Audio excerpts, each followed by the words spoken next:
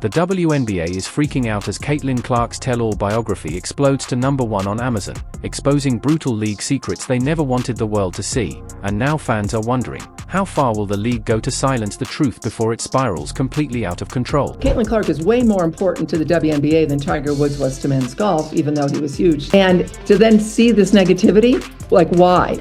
And what should have been done? I looked seriously at the leadership of the WNBA.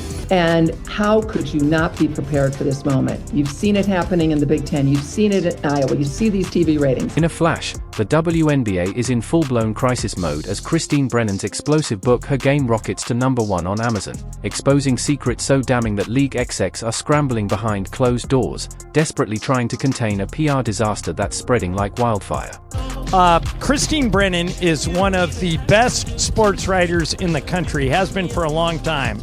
And she has a new book out about Caitlin Clark. It's available for pre-order now. This isn't some random blogger chasing clicks, it's Christine Brennan, a legendary sports journalist who's been covering women's basketball longer than most players have been alive. And when someone with her reputation drops a bomb like this, it's not just news, it's a seismic shift. The league can't ignore it, the fans won't forget it, and now everyone's watching to see who cracks first. To shake the ground of the WNBA. She's been around for a very long time, and she knows the inner and outer workings of this league. Christine Brennan let it be known in multiple interviews that the WNBA was not ready for a superstar like Caitlin. The fact that this book shot straight to #1 says it all. People aren't looking for feel-good fairy tales, they want the raw, unfiltered truth behind Caitlin Clark's wild transition to the pros, and Christine Brennan delivers it like a sledgehammer. One bombshell in particular has everyone buzzing. The day after Clark declared for the WNBA draft, she personally called a top league official to brace them for what was coming, and their response? They said her arrival would be like Maya Moore's all over again. Maya Moore? That's the level of shock we're talking about. For the 2024 WNBA draft, USA Today sports columnist Christine Brennan made a phone call to a top official in the WNBA. Quote, "Do you know how big this is?" Brennan asked. That official said Clark's arrival was the biggest thing to happen to the WNBA since Maya Moore came into the league. Folks, Christine Brennan knew that answer right there was like, oh crap. They have no idea what's fixing to happen. And it sounds like from this article... Now don't get it twisted, Maya Moore was incredible and earned her place in history, no doubt about it. But comparing her mainstream reach to Caitlin Clark is like comparing a candle to a spotlight in Times Square. Maya was loved by die-hard basketball fans, sure, but outside that bubble, barely anyone knew her name. Meanwhile, Clark was breaking viewership records in college, selling out arenas coast to coast, and stirring up more media buzz than the entire WNBA had seen in a decade. And yet the league's top brass thought she was just another rookie? Brennan saw it instantly. They had no idea the storm that was about to hit them. Answered. What? Wait, what? Brennan was shocked. Maya Moore, a Hall of Famer, was called, quote, the greatest winner in the history of women's basketball by Sports Illustrated in 2017. She was talented, beloved superstar in the league, and she deserved all the attention. But outside the league, Moore went virtually unnoticed. So Christine Brennan knew Caitlin Clark was not going to go unnoticed at all. Clark. The level of institutional blindness here is unreal. These are the same people trusted to run a professional sports league, yet they somehow missed the most obvious marketing goldmine in the history of women's sports. Caitlin Clark wasn't some overnight sensation. She'd been packing arenas and smashing viewership records at Iowa for years.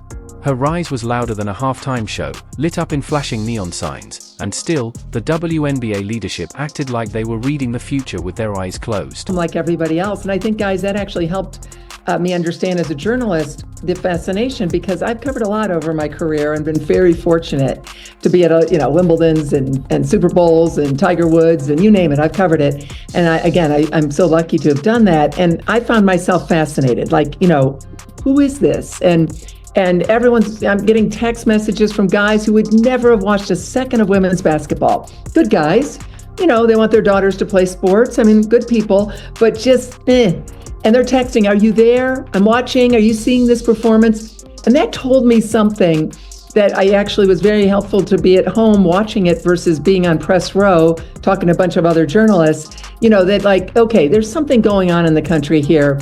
And it's everyone's fascinated, and people are standing in line for hours in the cold around the Big Ten, this barnstorming tour, and it's all about a basketball player who happens to be a woman.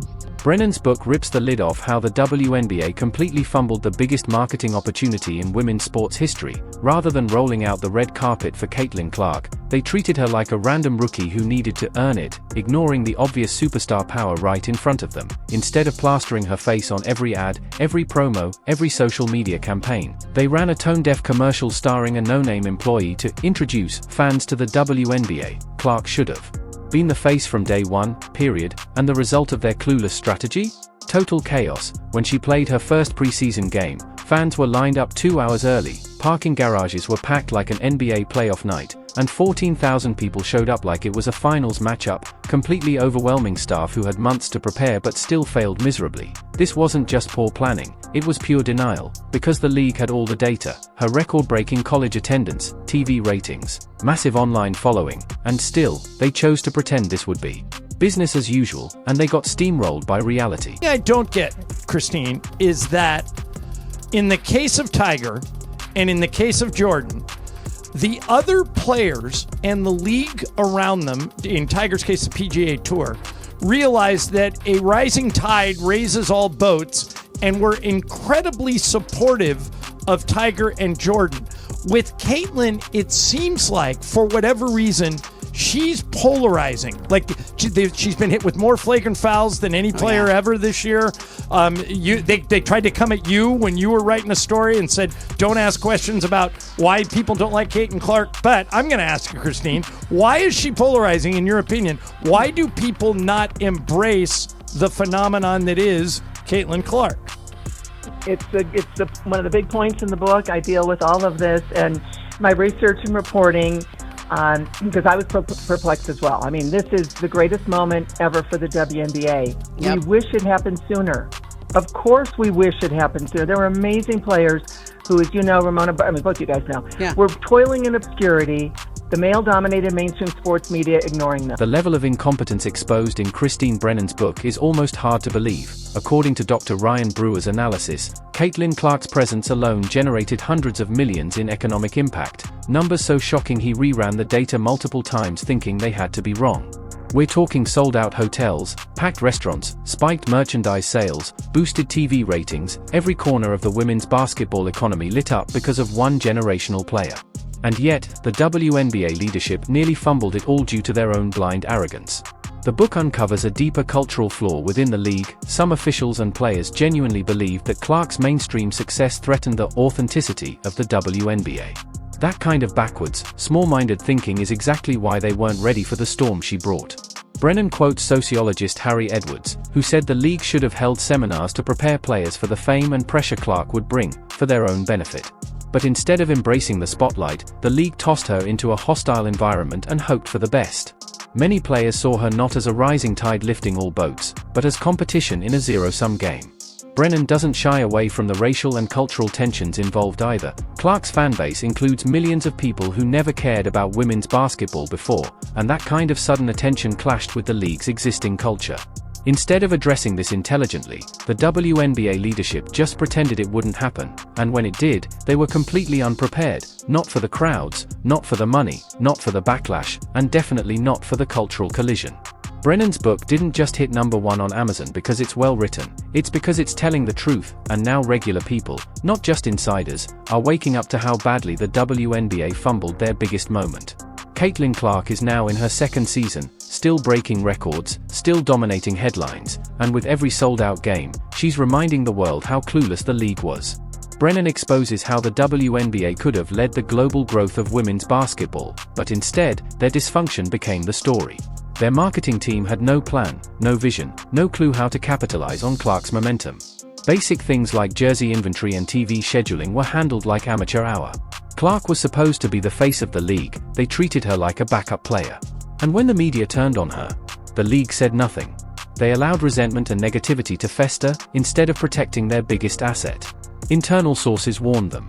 They were ignored. This wasn't just a mistake, it was a system failure. And the real tragedy? It's still happening.